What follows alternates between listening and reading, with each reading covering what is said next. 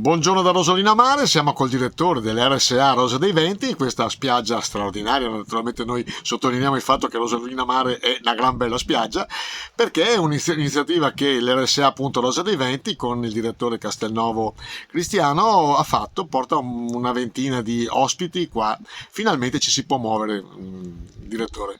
Sì, buongiorno a tutti, decisamente ci si può muovere e abbiamo preso subito la palla al balzo organizzando un pranzo qui in riva al mare al ristorante Fiorella, che ci ospita sempre volentieri e credo sia un'iniziativa importante per gli ospiti che escono finalmente allo scoperto fuori dalla struttura, ed è un'iniziativa anche che porta un po' di gioia, no? Di qualcosa di diverso dalla solita routine.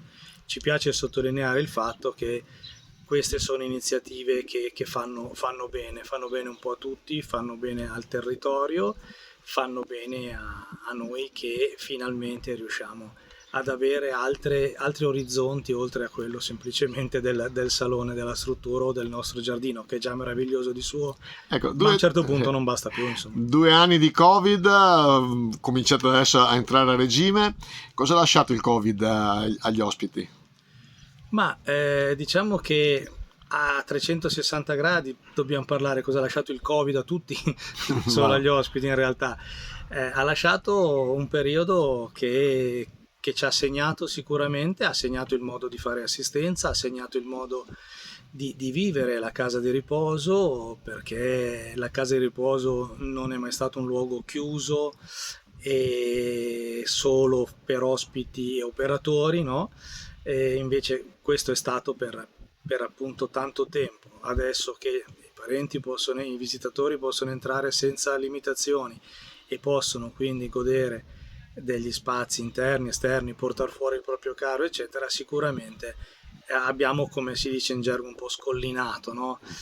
Di certo ha lasciato quel segno sia da un punto di vista dell'operare, sia dal punto di vista dei postumi, no? Del Covid, a livello di sintomi e segnali che restano un po', che quando chiacchieriamo fra di noi ci rendiamo conto che più o meno tutti abbiamo un po' gli stessi sintomi dopo aver fatto il Covid, insomma.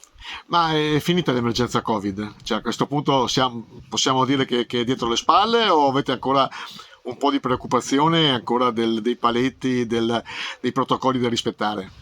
Il fatto che già non sia più pandemia è declassata, voglio dire, no?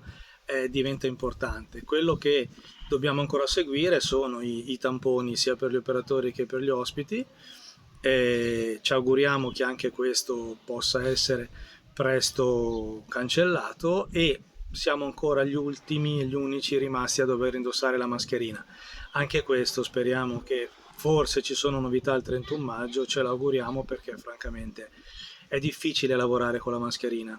Non ne potete più? No, non ne possiamo più, ma anche i parenti stessi. Immagino. Grazie direttore, come sempre Rosa dei Venti ha un occhio di riguardo per gli ospiti, per i fragili ospiti che avete voi. Grazie a voi sempre per l'attenzione.